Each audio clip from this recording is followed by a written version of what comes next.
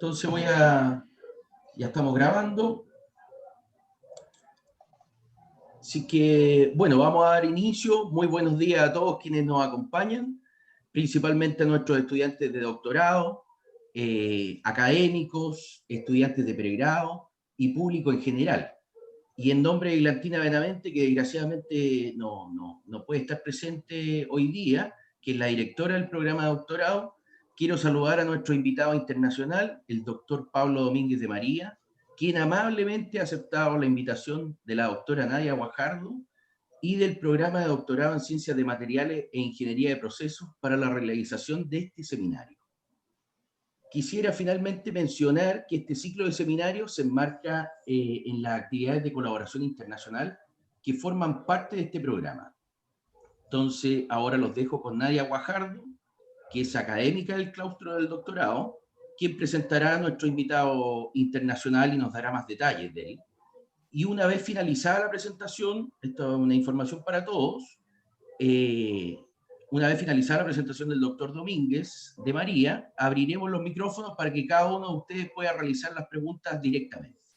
¿Ok? Entonces, Nadia, te doy el pase. Bueno, muy buenos días a todos. Bueno, voy a dar una pequeña reseña del doctor Domínguez. Bueno, Pablo Domínguez de María tiene una licenciatura en Química y Farmacia y obtuvo un doctorado en Biocatálisis en el año 2002.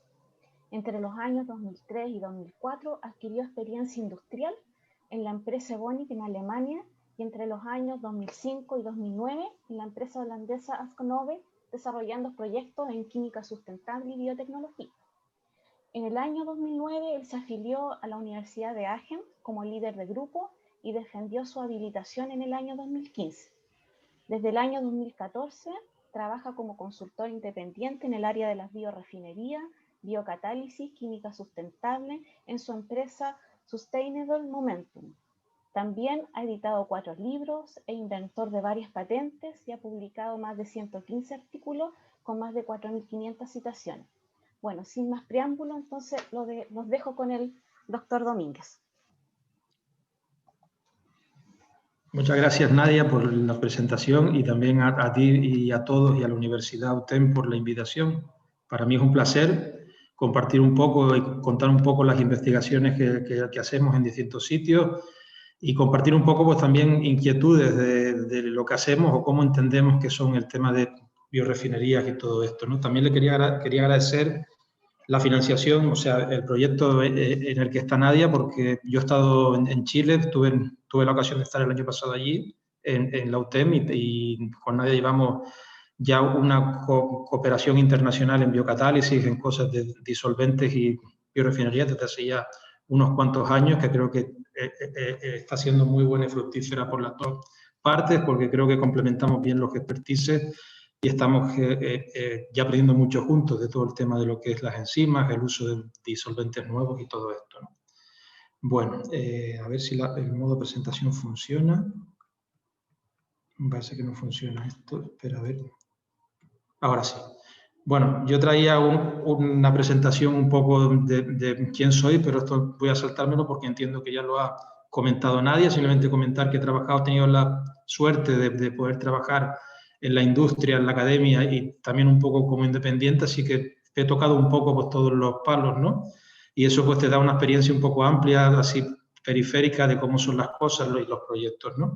Y con mi empresa, bueno, pues ahora mismo estoy metido en varios proyectos, en concreto el que les voy a contar hoy es el trabajo de biorefinería que hemos estado haciendo en Alemania, en Aachen, en la universidad, desde hace ya más de 10 años, desde el año 2009, cuando yo me incorporé, empezamos a trabajar con cosas de biorefinerías y lo que vamos a ver hoy va a ser una vista general de varios temas que hemos estado un poco haciendo en este campo, ¿no?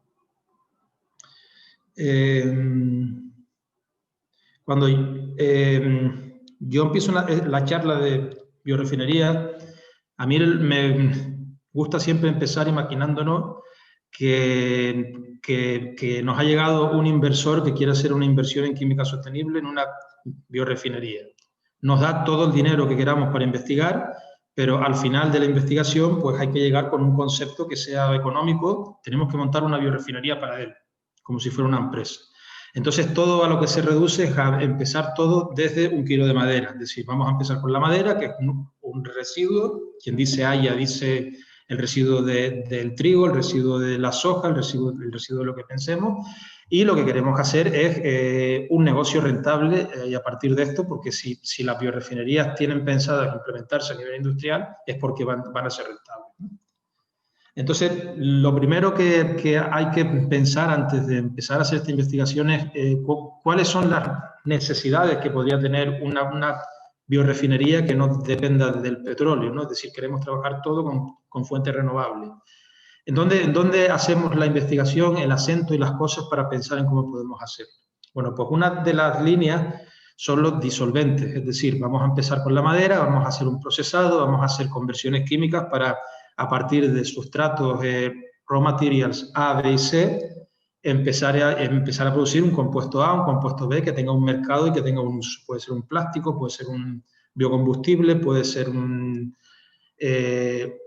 una resina, una pintura. Entonces, en esta planta que queremos hacer, los disolventes van a jugar un papel, porque la mayoría de las reacciones químicas necesitan un disolvente.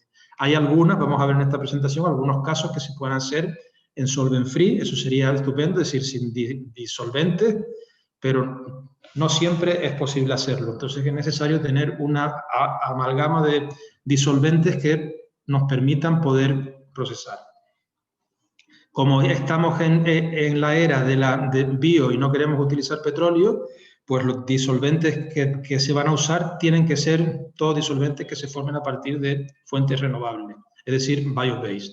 En este caso, bueno, hemos estado trabajando mucho también con Nadia, con los DES y con el Sireno. En esta presentación vamos a ver mucho también del MTHF, que es un disolvente que se extrae a partir, que se puede producir desde el azúcar y también podemos utilizarlo en biorefinería.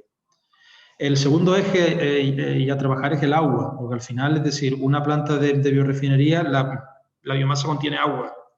Entonces, pues hay que saber cómo extraer esa agua o si hacer reacciones en agua, porque en algún momento habrá que pensar en sacar esa agua del producto que se va a hacer. Y también tenemos que pensar que la fuente de agua en el mundo ya es limitada y pues hay que ver el modo de que esas fuentes de agua puedan utilizarse de un modo sostenible.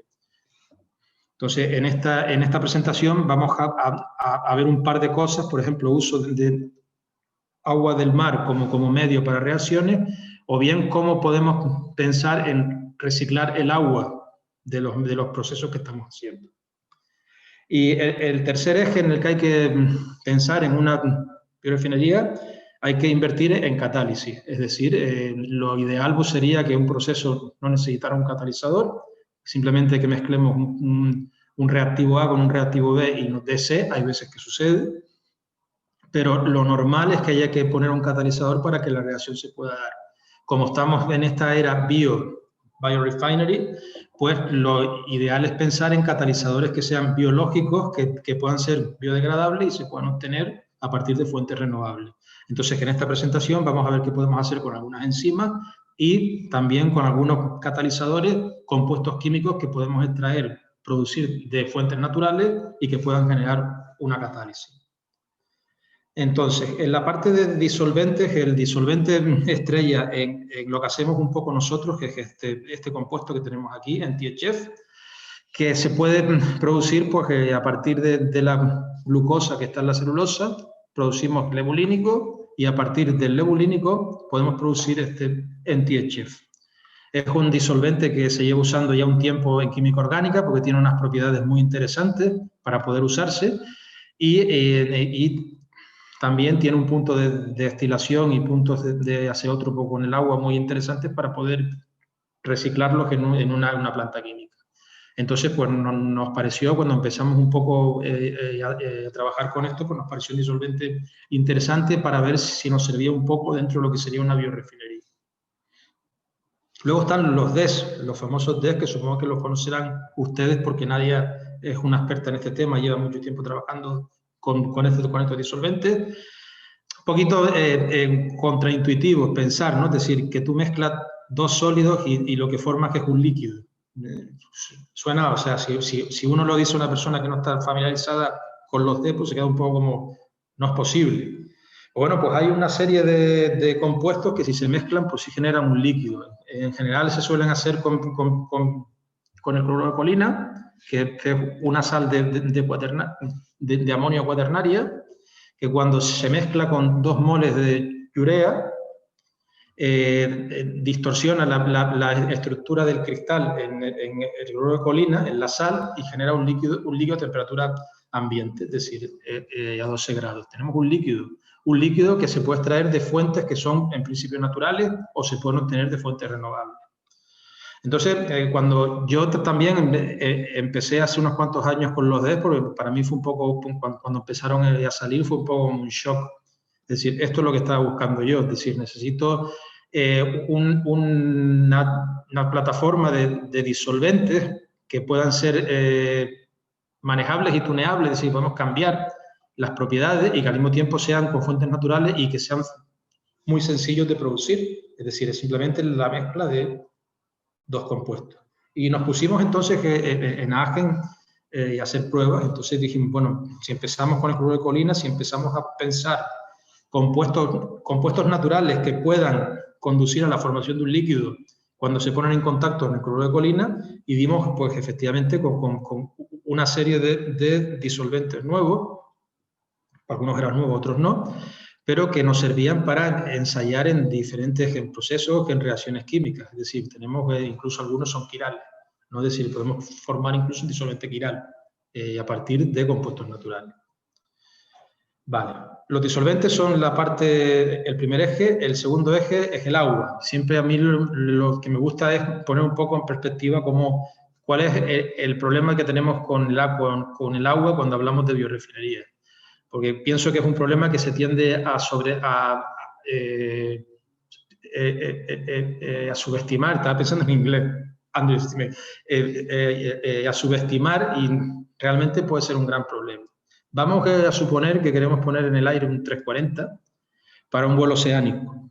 Entonces, es decir, un vuelo largo, ¿no? De estos que solemos hacer cuando vamos de un continente a otro. Bueno, pues esto tiene un precio, y el precio está en el queroseno que se está produciendo, son 100.000 litros de fuel, lo que necesita un vuelo de este tipo. Y además necesitas queroseno porque es un combustible que no se congela a los menos 50 grados que vuela el avión. Y necesitas un tipo de disolvente especial que son unos alcanos, una mezcla de alcanos en torno a C8, C14, C12 más o menos, que es fluido y a la temperatura a la que el avión vuela y se quema bien para que pueda funcionar. Bueno, pues esto, ahora vamos nosotros, que somos muy buenos y muy inteligentes, y entonces decimos, vamos a construir una biorefinería, y el queroseno lo vamos a hacer pues a partir de la fuente renovable. Vale.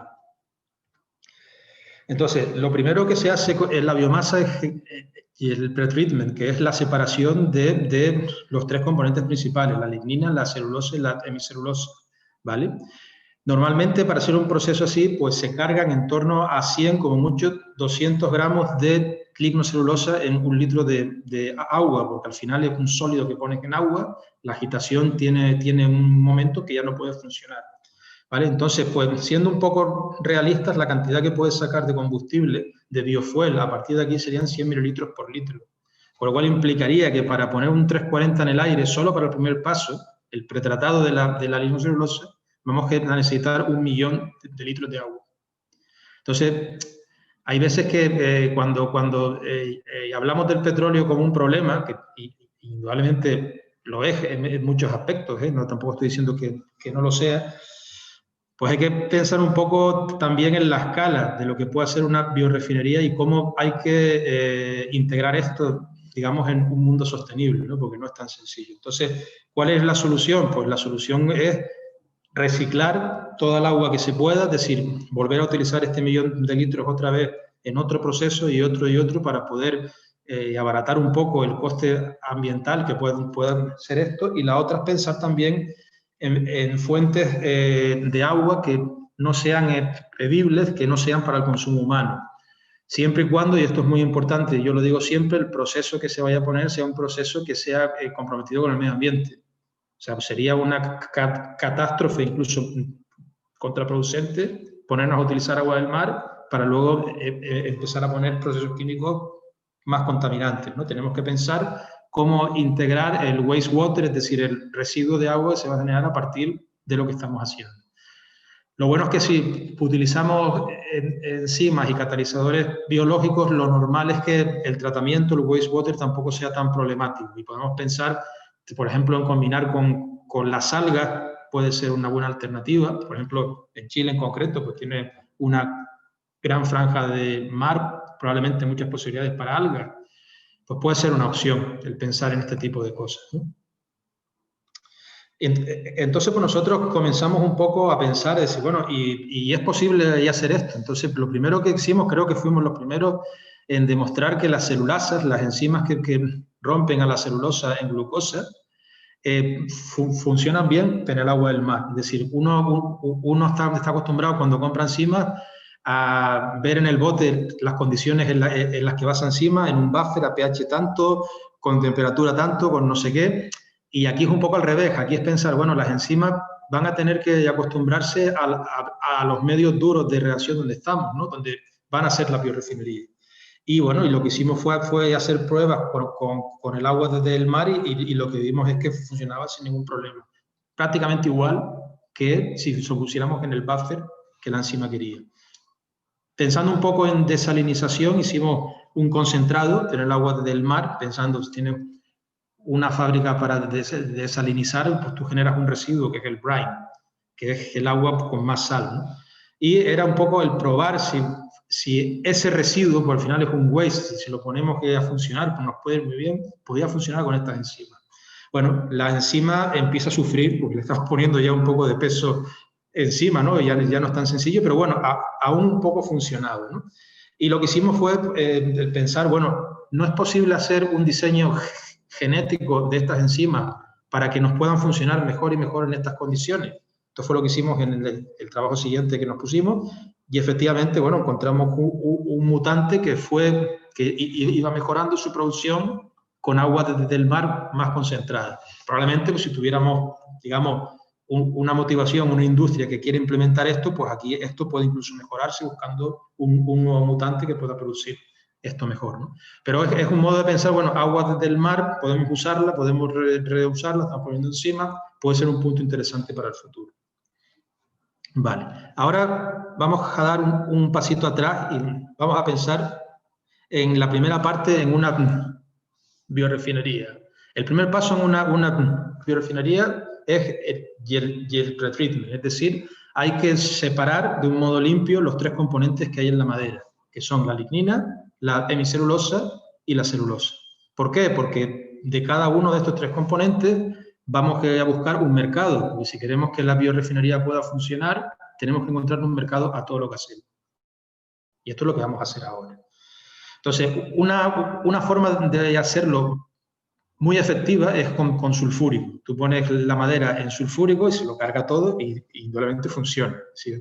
Esto es indiscutible. Destroza todo lo que es las fibras y todo, y tienes entonces la separación en los tres componentes.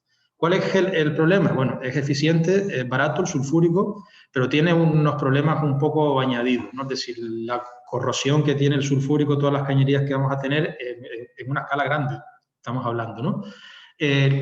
Los riesgos de explosión que se puedan generar, porque si está en contacto con el agua y esto puede haber algún tipo de problema, el waste que se va a generar, porque el sulfato que vamos a estar produciendo, pues también eso antes o después en una escala grande nos va a suponer un problema, el manejo en general, ¿no? El mantenimiento del sulfúrico en tanques y todo esto, y la sostenibilidad, es decir, no... En España decimos un dicho, no sé si lo decís allí, no desnudemos a un santo para vestir a otro, ¿no? Es decir, no quitemos el petróleo y esto, porque la idea en principio es ser sostenible y lo que hacemos ahora es traer el problema de lo que estamos haciendo allí al nuevo campo, ¿no? Hay que pensar en otras cosas, ¿no? ¿Cuál es el problema? El problema es que el sulfúrico es muy barato. Entonces, para competir contra el sulfúrico, no podemos ir de frente y simplemente decir que vamos a cambiar el sulfúrico por otro catalizador, que es más caro, porque no te cree nadie o no lo va a implementar nadie. Entonces, la solución, ¿en dónde está? Siempre que nos encontremos con un problema así, la solución está en generar más valor a partir de lo que hacemos. Es decir, no generemos una mezcla de celulosas con ligninas, con azúcares, que luego es difícil ser procesado porque el procesado con los sulfúricos no es selectivo, sino intentemos ser muy selectivos en la separación de los 3 componentes para tener 3 componentes puros, que cada uno de ellos pueda tener un valor en el mercado. Entonces, si tú consigues, digamos un poco, combinar una cosa con la otra, probablemente puedas tener un concepto de biorefinería que con optimizaciones pueda funcionar. Y esa es la idea nuestra, era siempre un poco esa, es decir, combinar el ser sostenible, no utilizar fuentes renovables y al mismo tiempo pues intentar que sea y eficiente y que sea económicamente viable. Esa es la idea final, ¿no? Entonces, el tema el pretreatment está muy en boga, es decir, la industria hace también su investigación en diferentes campos, está buscando cómo sacar un poco adelante las cosas de lo que son de la lignocelulosa. Y lo que nosotros estamos un poco buscando era esto que está aquí escrito, ¿no? Es decir, en primer lugar, todo tiene que ser biogénico, esto incluye disolventes y catalizadores. La separación ha de ser lo más pura posible, es decir, si le ponemos demasiada fuerza al proceso, existe la formación de productos secundarios y los raw materials ya no son tan puros o tan buenos para procesar como serían al principio. Hay que buscar un equilibrio. En términos de los costes, escalabilidad, pues tiene que ser relativamente simple y tiene que ser limpio, porque si la intención es reutilizar el agua y los disolventes un número de veces para poder tener los números y todo esto que hemos visto antes, pues indudablemente necesitamos esto, ¿no? Y bueno, pues nosotros con lo que dimos fue con un proceso que le llamamos el OrganoCAD, que se resume en este cuadro que está aquí. El proceso es en un paso, es decir, es este sistema que tenemos aquí, es un sistema de 2 fases, un sistema bifásico, NTHF, el disolvente biogénico que comentaba antes, agua, y con el ácido oxálico, que es el catalizador. Es un ácido que se puede obtener en fermentaciones, un ácido biogénico. Y cuando ponemos este proceso calentándolo a una temperatura como mucho de hasta 140 grados para que los azúcares no degraden, esto es muy importante, manteniendo esta temperatura, el ácido oxálico es lo suficientemente fuerte para hacer la hidrólisis de la hemicelulosa, porque es amorfa, pero no es lo suficientemente fuerte para hacer la hidrólisis de la celulosa, porque es cristalina, y ese es el truco de todo. Al separar eso, la hemicelulosa se convierte en silosa, que es el azúcar que hay más que la hemicelulosa, que queda en la fase acuosa. La celulosa queda como un sólido, es el pulp, ¿no? Vamos a decir que con un filtrado pues lo tenemos y luego podemos ponerlo en contacto con las enzimas para obtener los azúcares. Y la lignina que se va obteniendo se extrae in situ en la segunda fase, con lo cual podemos obtenerlo destilando el NTHF, volviéndolo a poner en el reactor, y entonces pues tenemos la lignina. Así que en un solo paso, todo fuentes renovables, podemos producirlo. En vivo esto queda un poco así, esto es el proceso al final, esta es la fase orgánica, que tiene el color ese porque ya la lignina está ahí, el agua con la silosa y el pulp de la pulpa, que es la que queda en un sólido y que queda como ahí suspendido en el medio acuoso. Queda la lignina de la parte de arriba, la silosa si la queremos extraer, y la celulosa, que si hacemos un proceso con la celulasa, con las enzimas comerciales, vemos que más o menos las reacciones en las que están, pues están un poco en el mismo rango que, digamos, si trabajamos con celulosa comercial, con lo cual hemos delignificado lo suficiente esa pulpa para que las enzimas puedan producir azúcar. Al principio comenzamos el proceso, se hacía en 3 horas, más o menos, el OrganoCAD con 100 gramos litros de la madera dentro del reactor. Hoy ya lo hacemos en 90 minutos, más o menos, lo que dura un partido de fútbol, como digo yo. Hacemos el procesado de los 100 gramos litros Y lo que pensamos fue un poco hacer en experimentos para ver si era posible hacer el reutilizado del agua y del disolvente. No podemos poner más de 100 gramos a la vez porque la agitación del reactor es complicada, porque es un sólido que estamos poniendo dentro de un medio líquido. Al final, pues el agitador va pues, más lento y no lo hace de un modo óptimo. Pero lo que se puede hacer es esto, que es lo que tenemos aquí. Empezamos con 100 gramos litro, hacemos el filtrado de la pulpa que se obtiene en el primer reactor y con dentro del mismo reactor volvemos a poner otros 100 gramos litro. Volvemos a hacer el procesado, volvemos a obtener esa pulpa y volvemos a poner otra vez 100 gramos litro. Es una manera de demostrar en el laboratorio que sí es posible hacer el reuso del disolvente y del agua. Y efectivamente, es decir, con este proceso, sin todavía ir mucho más allá, conseguimos procesar 400 gramos de glicocelulosa por litro, que ya está muy bien, empieza a estar ya cerca de lo que es un poco los números que uno se puede encontrar en la industria, y demostramos un poco el reciclado de lo que es el agua y los disolventes, ¿no? Y bueno, hicimos también con un grupo de ingeniería química en NAAGEN, hicimos un primer estudio económico para ver en dónde estábamos, ¿no? Y lo bueno en principio es que si todo va como debe, el proceso es viable, es decir, puede ser rentable económicamente siempre y cuando, y esto es lo más importante de esta columna de los beneficios, siempre y cuando se consiga un mercado para los tres componentes. Tenemos que tener mercado para la lignina, tenemos que tener mercado para la celulosa y tenemos que tener mercado para la hemicelulosa, o la silosa en este caso. Desde el momento que uno de los tres componentes no está dentro de lo que es esto, y entonces ya el sistema ya se nos va porque el beneficio estaría aquí y ya todos estos costes pues nos tirarían los beneficios para las pérdidas. Pero en principio en el papel es todavía estimativo, hay que hacer muchas cosas todavía, pero parece que es un concepto que puede funcionar.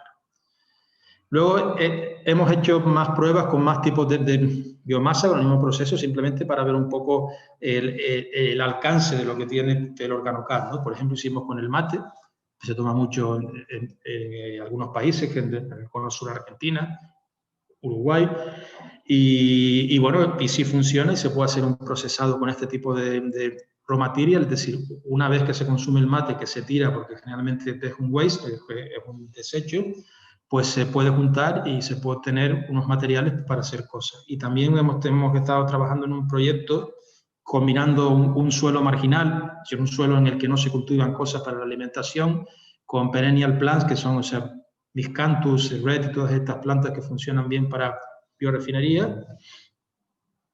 Y hemos visto que el proceso va bien y entonces pues, bueno, pues podemos hacer una sinergia entre un proceso biogénico como es el nuestro, con revalorizar un suelo marginal que no se está usando en este momento y al mismo tiempo pues generar un valor a partir de lignina y todo esto, ¿no?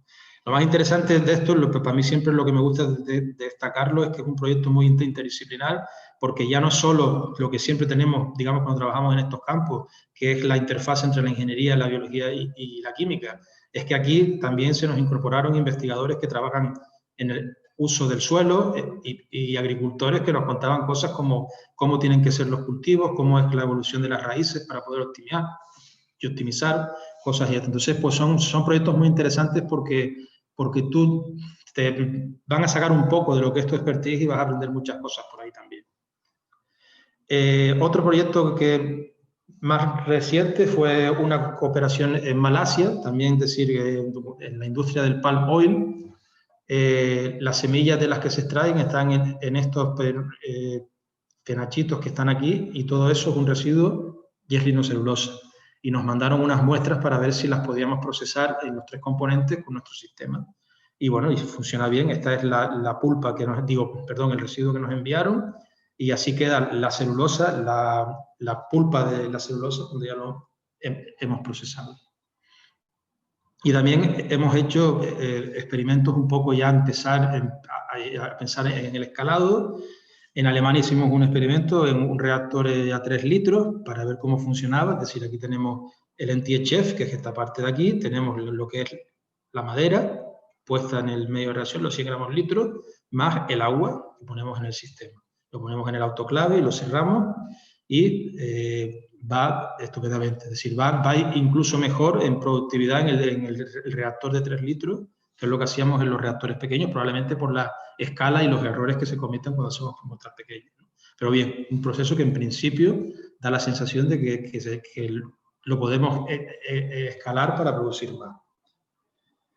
Y también pues tenemos ingenieros que lo que están es trabajando un poco en lo que sería una planta piloto del OrganoCAD. A mí siempre lo que me gusta es enseñar esta diapositiva porque da idea un poco de la complejidad de lo que es esto. Uno piensa que su sistema es muy simple y muy fácil, es decir, es poner agua, NTHF, ácido sálico y ya está, con la madera, pero luego el hacerlo, digamos, desde un punto de vista industrial es costosísimo y tiene muchas cosas, ¿no? Y siempre lo que me gusta es mostrar que solo este reactor que tenemos ahí perdido, en esa constelación de tubos, filtros, reactores y tal, ese es solo el OrganoCAD. El resto es todo downstream processing. Es decir, creo que quienes me están escuchando hoy, hay muchos que son ingenieros químicos.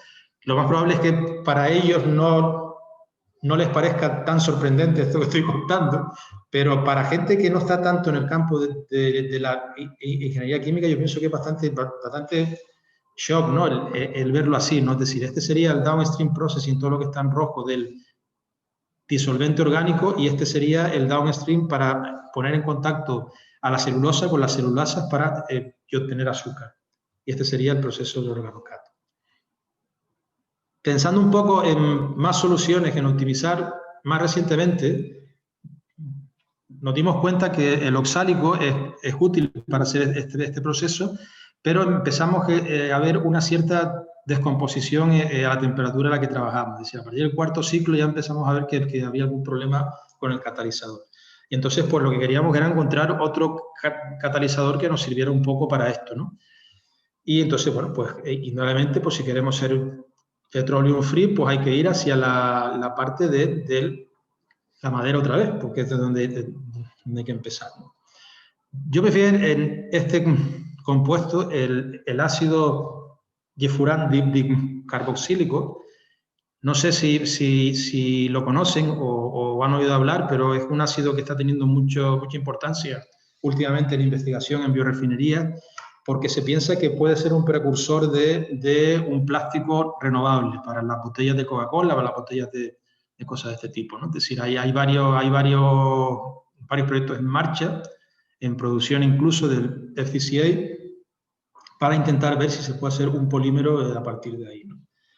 Entonces, la mayoría de la gente ve este DCA como un monómero para hacer un poliéster, para hacer el PEF, el polietilenfuranoato, que va a ser el sustituto de esto, ¿no?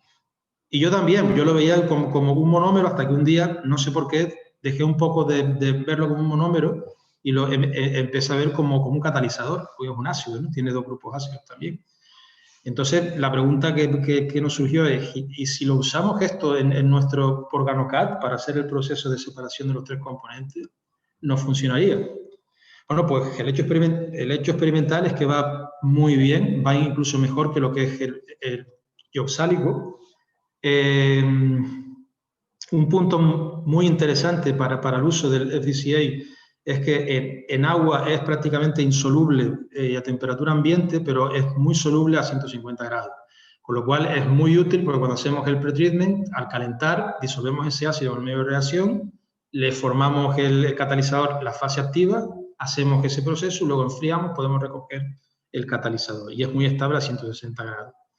Y otro tema que nos encontramos y que es con el que estamos muy encima ahora, con algunas cosas muy interesantes que todavía no puedo contar, porque hay unas patentes ahí que están un poco en el camino, que no sabemos bien qué vamos a hacer. El tema lignina, es decir, dependiendo de las condiciones en las que pusimos el procesado, el tipo de lignina que se obtiene es diferente. Esto es muy interesante. Es muy interesante porque implica que modulando el proceso se puede obtener no solo una lignina, sino varias. Y en función de la aplicación que se le quiera dar, probablemente nos pueda convenir más producir una lignina u otra. Y el sistema es controlable y lo podemos cambiar a voluntad. Entonces, esto nos parece un tema muy interesante porque la mayoría de la forma de diferenciarse en una biorefinería viene siempre la lignina. Es decir, porque la celulosa es celulosa y va a ser siempre celulosa, la hagas del método que lo hagas, la silosa es un azúcar y va a ser siempre lo mismo, pero las propiedades de las ligninas que vas a extraer son diferentes en función del pretreatment que se haga. Y entonces esto es una línea abierta que es la que tenemos en este momento. Estamos viendo un poco a ver cómo podemos hacer con esto. Bien, una vez que ya separamos los tres componentes, la silosa, la celulosa y la lignina, hay que pensar un poco en la segunda parte. Ya voy acabando, a ver cómo estoy de tiempo, está bien, ¿no? Sí. Y acabando también lo que se puede hacer con los tres componentes. Bueno, con la silosa, pues, lo que pensamos en producir fue el furfural. El furfural es un building block muy interesante a nivel de biorefinería. Baste de decirles que antes del petróleo, antes de los años 50 del siglo pasado, todo el nylon que se producía en el planeta se producía a partir de furfural. Después vino el petróleo con sus precios bajos y todo se paró. Pero lo más probable es que en el futuro vuelva otra vez a ser un building block importante. El furfural se forma por la deshidratación de la silosa. Entonces, pues nosotros hicimos aquí el organocad. Por un lado tenemos la celulosa y la lignina, que vamos a sacarle un mercado, el reciclado del ácido oxálico, y el afluente con la silosa le pusimos con una nueva fase de NTHF para extraer el furfural que se está produciendo y un catalizador de hierro con sal común. Cuando calentamos este sistema vemos que podemos producir el furfural con una buena productividad. Y lo más interesante es que la fase acuosa, donde está el catalizador con el resto de la silosa, con la nueva que vaya entrando por aquí, la podemos reciclar sin ningún problema un número de veces. Con lo que implica que el sistema es reciclable y probablemente pueda entrar en número una vez que ya se proceda a la optimización. Otro compuesto que es importante es el HMF, el hidroximetil furfural. Es un building block que probablemente va a tener muchos usos en el futuro, y lo que hicimos aquí fue hacer un proceso mixto químico-enzimático para producirlo. En primer lugar, isomerizar la glucosa fructosa con una enzima inmovilizada comercial, con la glucosa isomerasa. Y luego poner otra vez el NTHF con el ácido oxálico que nos produce el HMF, el hidroximetil furfural, que se extrae en la fase orgánica, lo sacamos del agua y lo tenemos. Y luego es pensar en el reciclado de lo que es el resto de glucosa que estamos produciendo con la fructosa, con esta pequeña proporción de NTHF que tenemos con el agua del mar. La idea era ver si la enzima era estable en estas condiciones, porque son las condiciones reales en las que van a funcionar. La enzima en esas condiciones es muy estable. Es decir, pues, tenemos una enzima inmovilizada, probablemente nos esté llamando para un proceso en continuo, tener una columna y que esto vaya en flujo de un lado para otro, ¿no? Pues, con lo cual, el reciclado es viable, y el ácido oxálico en combinación con sal o bien con el agua del mar puede producir el compuesto que queremos. Así que tenemos en principio entrada a dos compuestos a partir de la separación de los tres componentes que estamos haciendo. Los furanos, que son estos dos compuestos que yo estaba hablando, el furfural y el HMF, el hidroximetil furfural, son dos building blocks que van a ser muy importantes en biorefinería. Por a partir de ahí se pueden producir muchas cosas. Tienen un problema, y el problema es que son inestables. Además, en el momento que calentamos demasiado, ponemos unas condiciones de reacción demasiado fuertes, por lo que se generan son deshidrataciones, compuestos secundarios, todo tipo de cosas. Y aquí pensamos que las enzimas pueden tener un rol, pueden tener un uso. Este es un review que sacamos con Nadia hace un par de años de este tema, es decir, qué pueden hacer las enzimas. A partir de los furanos podemos producir una serie de cosas que son las que tenemos aquí. Con lo cual puede haber una oportunidad para introducir biotransformaciones dentro de este campo de la biorefinería. Por ejemplo, una opción es hacer los ésteres del HMF que se han descrito una serie de usos como surfactantes, como mezclas para biofueles, como monómeros para polímeros, incluso en cosas un poquito más finas. Y lo que vimos fue que con la CAL-B pues sí que se pueden hacer diferentes ésteres del HMF con una enzima, con una lipasa que produce la esterificación de este tipo de compuestos. Este, por ejemplo, es una cera que funde a 46 grados. probablemente pueda tener un uso del lubricante, cosas de este tipo que se pueda pensar. O, por ejemplo, este otro que podemos producir con la Calben solvent free, es decir, aquí no es necesario un disolvente, simplemente dimetilcarbonato como disolvente y sustrato, el HMF, y estamos haciendo un carbonato de este proceso, con un proof of concept sin haber optimado nada, muy bueno, ya estamos produciendo una gran cantidad de este producto y podemos pensar, bueno, pues aquí hay un carbonato que podemos encajarlo con más cosas para hacer compuestos naturales que nos puedan valer como biomateriales, por ejemplo, ¿no? Cuando hacemos este proceso, que nos pareció interesante, nos encontramos con un problema, y el problema es que este tipo de reacciones generalmente alcanzan un equilibrio, que suele estar más o menos en 90%, un 85%, especialmente cuando hay esterificaciones, no es el caso, pero en este caso también, porque el metanol puede volver, pues hay un equilibrio. Entonces nos encontramos con la mezcla entre lo que es este producto más el 15% del sustrato de partida. No podemos destilarlo porque, por lo que he comentado antes, por la inestabilidad que tiene este compuesto. Si lo calentamos, nos empieza a ser producto secundario. Y aquí es en donde entran los DES como una opción para producir, para utilizarlos no como medio de reacción, en este caso, sino como un medio de separación en biorefinería. Y la idea al principio es muy simple, es decir, un DES, por la naturaleza del disolvente, va a ser capaz de disolver alcoholes, pero no es capaz de disolver ésteres, porque no puede formar un puente de hidrógeno. Entonces, el éster tiende a formar una segunda fase cuando ponemos un DES, cuando tenemos una mezcla de ésteres y alcoholes. Y el alcohol queda disuelto en el DES. Entonces, la separación del producto es fácil porque es una segunda fase, y luego poniendo un segundo disolvente que puede ser biogénico, etilacetato suele funcionar bastante bien, extraemos el alcohol, el remanente de sustrato, que vamos a poner en la reacción. Y mientras que este DES se puede volver a reciclar. Tenemos el producto separado. Entonces, pues aquí lo pensamos un poco cuando tenemos un éster del HMF con el HMF, ponemos esta reacción y efectivamente nos puede producir esta separación.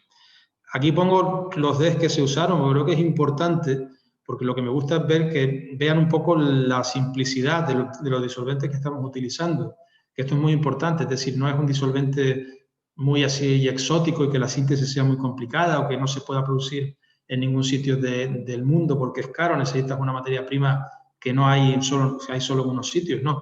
Esto es producible en cualquier sitio de un modo simple, muy económico, y la separación que sale es muy buena, solo con un ciclo pues pudimos recuperar el 95% del éster que producíamos y con una pureza de más del 99%. Y tenemos la separación de lo que son las dos fases, cómo podemos separar. Así que es un modo también de introducir otras cosas dentro de lo que es el campo de la biorefinería. Otra reacción que hicimos con los furanos fue la condensación de los furanos con una enzima que se llama VAL, benzaltidoliasa, y se forman pues las condensaciones de este tipo así en un polo, ¿no? Entonces estamos haciendo un upgrade porque estamos partiendo de un C6, un producto C6, estamos produciendo C12, una molécula más larga que podemos utilizar para hacer un polímero. Tenemos, por ejemplo, 2 puntos alcoholes aquí para producir, como unos precursores para biofueles. O lo más interesante que yo le veo a esto, es decir, cuando utilizamos una mezcla entre el furfural y el HMF, pues la enzima viene a generar unas mezclas de productos. En función de la concentración que tenemos, el peso molecular medio cambia. Es decir, podemos tener una mezcla de estos compuestos con un peso molecular en torno a 10, por ejemplo. Y esto es muy importante porque hidrogenando estos productos podemos llegar a una mezcla que se parece bastante al queroseno. Entonces, podría ser una ruta para producir jet fuels. Una vez que formamos toda la hidrogenación de toda esta mezcla, en función del peso molecular que se pueda necesitar para un combustible determinado, podemos producirlo en función de la composición de la que se parte. Y también, bueno, como hemos dicho antes que podemos mezclar sólidos para generar un líquido, cada vez que producimos algo que sea un compuesto natural, que sea un sólido, pero que tenga grupos alcoholes, pues siempre uno se tienta pues, de intentar probar a hacer un nuevo DES. esto funciona así. Y efectivamente, es decir, cuando estamos mezclando dos sólidos, como son el cloruro de colina, con este producto de condensación, obtenemos un disolvente, un nuevo DES, que no sabemos aún en este momento para qué puede utilizarse, pero estamos generando dentro de nuestra planta de biorefinería, estamos generando un nuevo disolvente, un nuevo producto que, si le encontramos un mercado, pues nos va a producir un rendimiento económico. Para acabar un poco, lignina, nos encontramos con un proceso de aromatización de la lignina. La lignina es un polímero muy aromático, como lo que vemos aquí. Pues nos encontramos con un proceso sin catalizador que consistía en poner agua oxigenada, peróxido de hidrógeno, en dimetilcarbonato como disolvente y disolver ahí lignina. Entonces, nos encontramos con este espectro de resonancia, y cuando yo se lo vi ya a los estudiantes, me extrañó, porque en la parte de más o menos de 6 a 7, que es en donde están los protones de los anillos aromáticos, no había nada. Y es raro que si uno empieza con lignina, que es aromático por excelencia, se encuentre con un espectro de resonancia, un aceite amarillo como este de aquí, sin ningún tipo de banda. Entonces lo que le dije fue que hiciera una lignina sintética, se puede hacer en el laboratorio a partir de una enzima, con el coniferil, formas un polímero que se parece a la lignina. La ventaja que tiene esta lignina es que sabemos que es pura, no tiene impurezas que puedan venir de la lignocelulosa. Y cuando hizo el espectro de la lignina sintética, pues efectivamente aquí están todas las bandas de los protones aromáticos. Pero cuando hicimos el procesado, este mismo procesado con la lignina sintética, volvimos a sacar este espectro sin ningún tipo de banda aromática. Nos encontramos de casualidad un poco con un método para dearomatizar la lignina. Y lo más interesante de todo es que en función del agua oxigenada que se le añada en el sistema, podemos obtener más o menos de aromatización. Podemos tener un 70%, un 25%, y esto implica nuevas fibras y nuevos productos que estamos poniendo en el mercado. Es decir, puede haber una aplicación, por ejemplo, un aditivo en pinturas para que sequen mejor, que les puede interesar una lignina que tenga de aromatizada el 50%. Y a lo mejor podemos tener una aplicación que les interesa que esté completamente aromatizada. Entonces, en función de eso, pues es posible regular. El mecanismo que entendemos que sucede para que produzca esto es una oxidación a partir del carbonato, porque entendemos que formamos un perácido y que es el que forma este tipo de aperturas que termina rompiendo a la lignina. Y visualmente es muy interesante porque partimos de un sólido y conforme empezamos a ponerle el agua oxigenada, al final totalmente de aromatizado es un aceite, es líquido. Pero es que este, por ejemplo, que tiene ya casi en el 0%, es como un chicle. Es un producto que es como si fuera un chicle. Es decir, que vamos rompiendo la lignina, pero vamos produciendo productos que pueden ser interesantes para tener un mercado en el futuro. Bueno, vamos a cerrar un poco la idea, es decir, viene el inversor y nos pregunta, después de varios años, qué hemos hecho con su dinero, en dónde está el negocio de biorefinería que queríamos hacer. Bueno, la puerta de entrada, lo más importante es que el pretreatment, como ya les he contado, es decir, un proceso que en un solo paso, todo biogénico, puede producir los 3 componentes. Ya tenemos los 3 componentes. A partir de ahí, con la lignina, pues podemos producir diferentes fibras que nos pueden dar diferentes usos de diferentes cosas. Con la silosa que tenemos en la hemicelulosa podemos hacer el furfural, como hemos hecho. Con la celulosa, con la pulpa, en agua del mar hemos visto que se puede hacer glucosa. Y esa glucosa podemos mezclarla con la isomerasa para poder hacer el HMF, el otro furano. Con los furanos pues se pueden hacer ésteres, por ejemplo, que también puede tener un mercado. O podemos tener estas mezclas de blend si queremos hacer un biocombustible. Ese sería un poco el concepto general para mostrar que a partir de 1 kilo de madera, pues podemos empezar a producir una serie de compuestos que pueden tener un mercado en un momento determinado. Bueno, ya solo me queda agradecer a mucha gente, el funding también, o sea, esto es un proyecto de años en el que seguimos un poco trabajando en diferentes frentes, ¿no? Es decir, ya hay mucha gente que se ha implicado, también Nadia, como comenté antes, llevamos ya unos cuantos años trabajando mucho en el tema de los DEG y tratando de buscar disolventes nuevos, ideas nuevas creo que bastante bien. Y la financiación, bueno, un poco, o sea, esto es un proyecto en su mayoría hecho en Alemania, con lo cual la financiación es mayoritariamente alemana, y también, bueno, va la UTEM por el fondo también, porque también esto lo entiendo como una parte del viaje del año pasado, y todas las cooperaciones, y bueno, y les agradezco mucho toda la atención, y si tienen alguna pregunta, pues si puedo, pues intento contestar. Gracias. Pablo, muchas gracias por esta interesante presentación. Ahora vamos a dar espacio a que cada uno de ustedes pueda realizarle preguntas a Pablo. Pueden abrir directamente su micrófono y preguntar.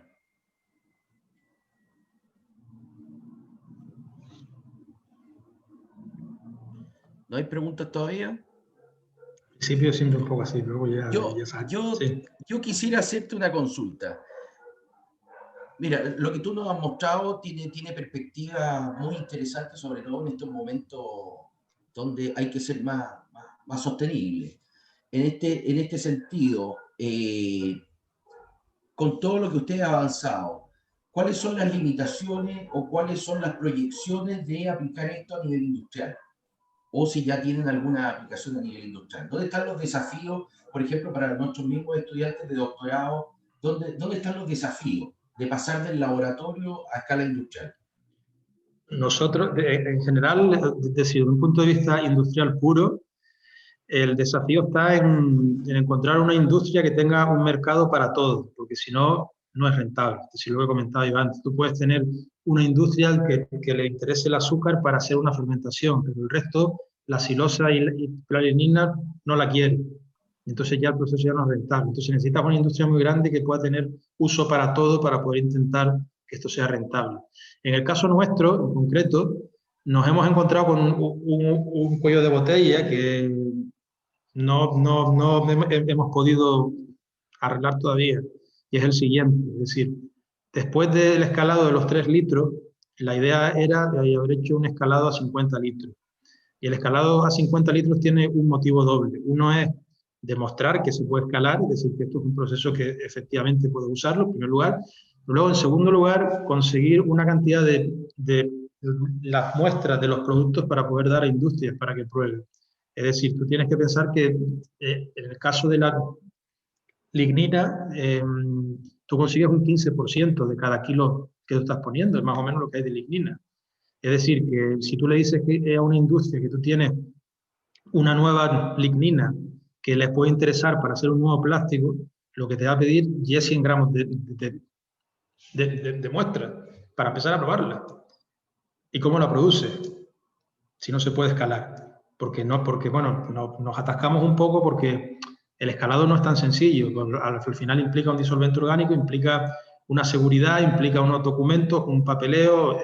En Alemania esto además es complicado en ese sentido también, ¿no?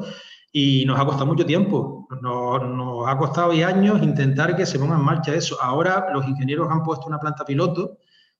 Yo creo que en los próximos años conseguiremos un poco superar ese tema, ¿no? Pero ese es un cuello de botella.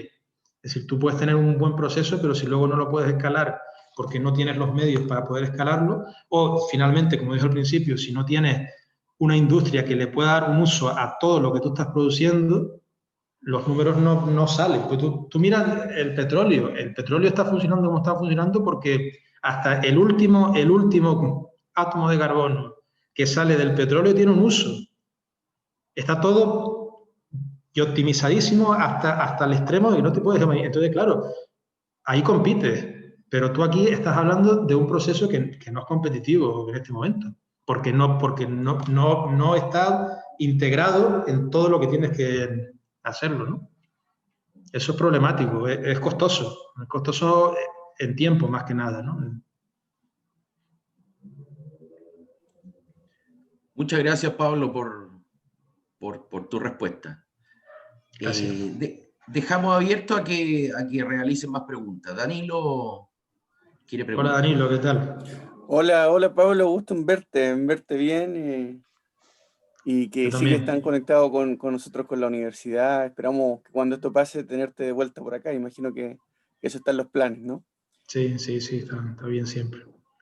Tengo varias preguntas, pero bueno, voy a tratar de resumirlas. A lo mejor son algunas un poco específicas o muy técnicas, pero si no, a lo mejor lo podemos conversar en otros momentos. Bien, sí, sí, no hay problema. Pero bueno, como tú quizás recuerdas, yo trabajo en el área de la biotecnología, voy más por el lado del área biológica, y tengo, bueno, mi interés, digamos, en esta área es muy, muy importante, pero siempre desde el punto de vista de lo biológico, ¿no? Entonces, te quería hacer varias preguntas así, un poco específicas. La primera, mira, sobre el tema de la lignina y esta cosa tan interesante que salga una lignina, que con el OrganoCAD tú puedas obtener, o por lo menos modular el tipo de lignina que tú vas generando, ¿ya? Y tú lo comentaste así muy brevemente, que tú hay probablemente unas patentes que están en proceso, y no me interesa meterme tan en eso, pero tú, la lignina que estás generando, ¿estás pensando en una valorización de tipo química, un poco como lo que mostraste, pensando en una despolimerización u otra cosa? ¿O también hay proyecciones para hacer algo desde el punto de vista biológico, valorizarla biológicamente la lignina? Nosotros hemos hecho algo con enzimas, heterasas y todo esto que tienen un cierto uso. El problema que nos hemos encontrado es que al final son enzimas un poco lentas, digamos, desde un punto de vista del procesado para lo que es el campo en el que trabajamos, ¿no? Luego hay grupos que también lo que están haciendo es valorización desde un punto de vista químico, para la obtención de aromáticos, este tipo de cosas y tal. Personalmente yo soy un poco escéptico en que eso pueda funcionar porque es muy caro. Si estás hablando de producir, yo qué sé, unos disolventes tipo del benceno o del tolueno que puedes sacar, que industrialmente tienen un uso, pero estás poniendo un catalizador que es demasiado caro para tener un disolvente al final, un disolvente está llamado a tener un precio de €1 el kilo, $1 el kilo, más o menos, no más que eso. Y estás poniendo cosas demasiado caras. Entonces, el futuro de la lignina es una visión mía, que a lo mejor estoy equivocado, ¿eh? O sea, tampoco quiero decir que sea yo lo veo más en los materiales, es decir, como componente de una pintura, como componente de un nuevo plástico, como componente de un pavimento, como componente de cosas que podemos introducir, ¿no?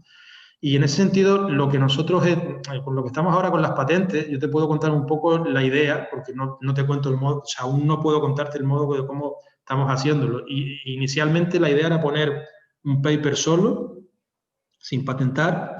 De hecho, el paper lo enviamos y a publicar. Los referees nos dieron por todos lados y nos pidieron un montón de nuevos experimentos, con lo cual no salió el paper. Como siempre. Sí, bueno, esto es así siempre, ¿no?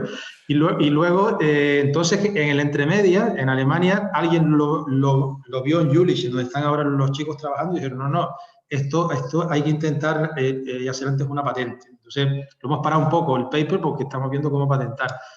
Personalmente soy un poco escéptico en que la patente sea fuerte lo que vaya a salir, porque creo que él falla un poco en la novedad, en el novelty, ¿no?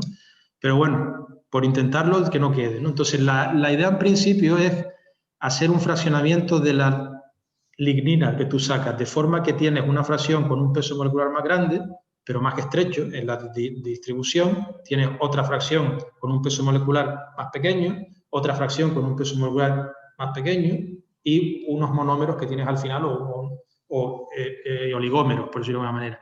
Entonces, estás haciendo una purificación de la lignina que tú extraes, pero no desde un punto de vista de poner un catalizador para que lo haga, sino desde el punto de vista de la separación en fracciones.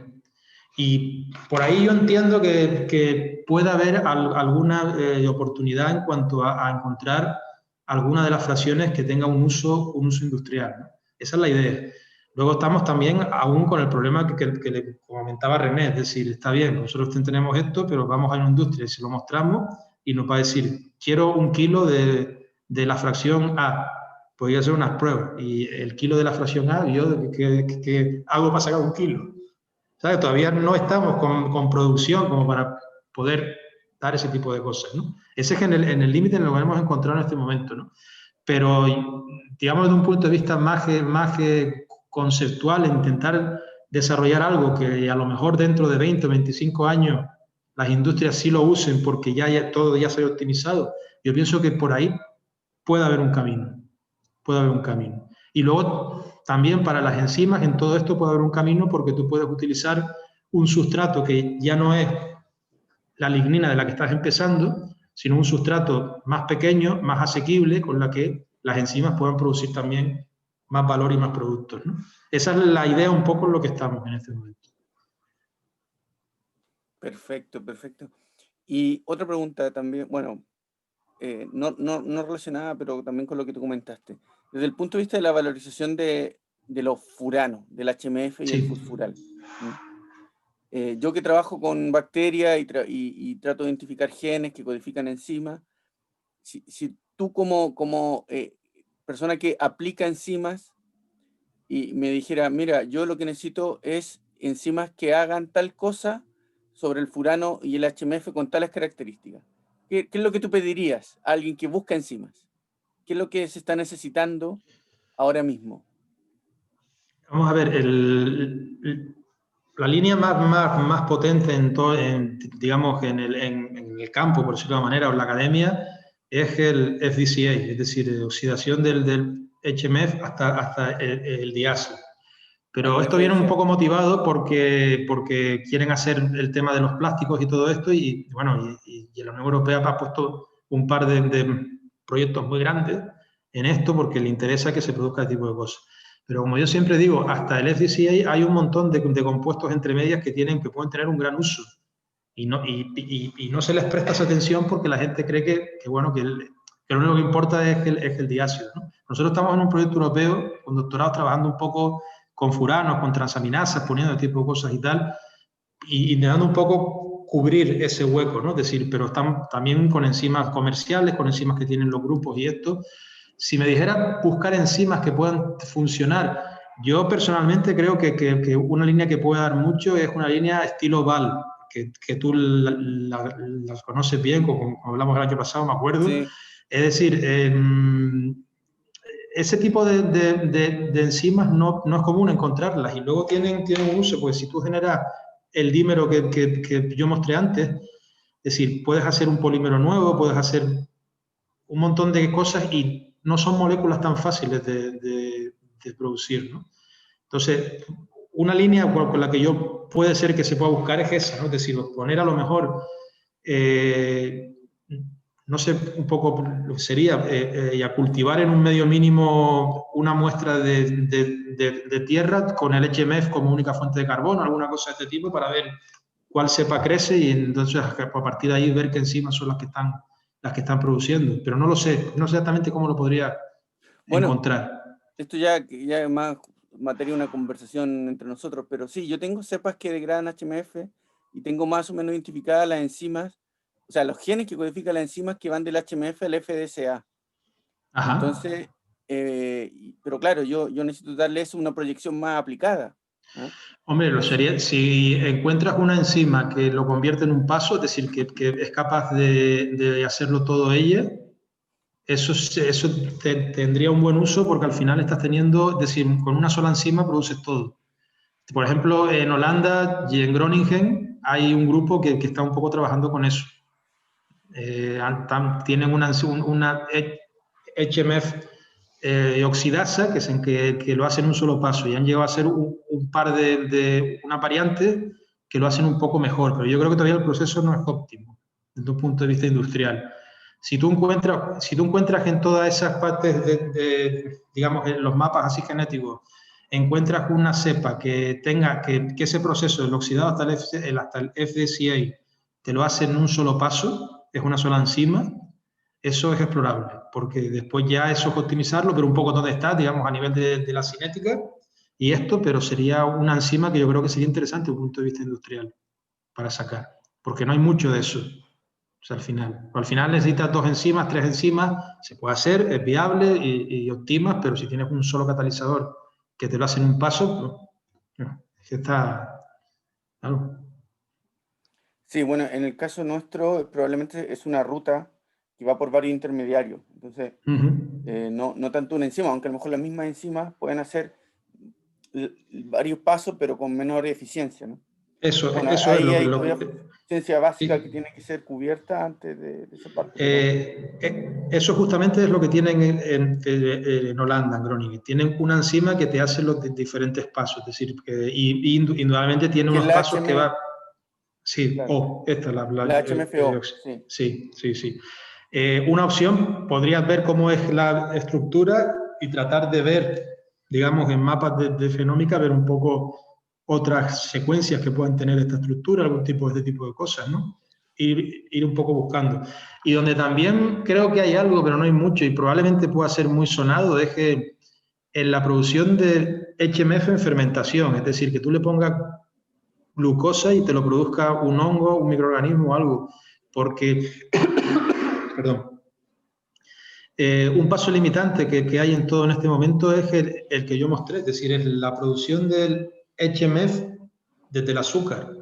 En papel es muy bonito, o sea, tú lo ves, todo es muy bonito, pero la deshidratación de la fructosa para que se produzca ese HMF es dura, entonces generas mucho producto secundario.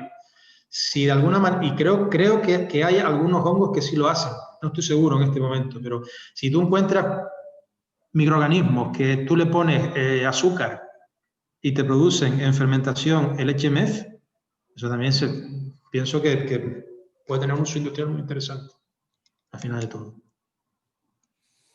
Bueno, seguro tenemos mucho más que conversar. Bueno, estas cosas que tú estás comentando, yo también tengo algunos avances o colaboraciones en ese sentido, pero si para quieres, no acaparar, digamos, un día hacemos un Zoom. El tiempo de todos, yo creo que por ahora lo dejamos hasta aquí. Bueno. Pero bueno, seguro tenemos que seguir conversando y agradezco cualquier día y eso, pues hacemos un Zoom y nos ponemos así con un tiempo así delante y tal y voy a pensar un poco. Muy bien, Pablo. Bueno, muy bien, gracias. Muchas gracias. Gracias, Danilo. Bueno, damos espacio para otra pregunta más. Si es que nadie tiene más preguntas, agradecemos nuevamente a Pablo por esta presentación, por su tiempo. En nombre del doctorado te agradecemos tu participación. Bueno, muchas gracias. De nuevo tengo que decir por la invitación y por todo. Y yo encantado. Y queda un poco así pendiente cuando quede claro el tema de la patente, cuando esto esté ya arreglado y tal. Hacemos seguir un Zoom y les cuento un poco la idea. O a lo mejor con suerte en Chile. Si todo se arregla el próximo año, podemos hacer viajes otra vez. Que yo estoy aquí en la isla, estoy encerrado en la isla de Tenero. Y no se imaginan las ganas que tengo de ir a un avión y subirme a un avión otra vez. Se puede imaginar lo que es, pero bueno, es así, es lo que nos toca. Así es. Pues gracias por todo. No, gracias Pablo nuevamente. Gracias. Y gracias a todos los participantes. Gracias. Bueno, le informamos que esta presentación va a estar posteriormente en la página del doctorado. Así que para que puedan revisarla posteriormente si es que les quedó alguna duda. Y bueno, y eso si les surge alguna duda, alguna pregunta, necesitan algún paper de esto de lo que mostró y tal, me envían un correo electrónico que está en la presentación, pues se lo piden a nadie y sin problema. Sí, eso no se preocupe. Eso estoy siempre a su disposición para lo que necesite. Perfecto. Muchas gracias, Pablo. Gracias. Bueno, gracias. Chao, chao. Chao, hasta luego. Bueno, nos despedimos. Que estén todos muy bien. Chao a todos. Chao, Pablo. Muchas gracias. Venga, cuidarse. Adiós. Chao, hasta luego. Pablo. Gracias, hasta luego.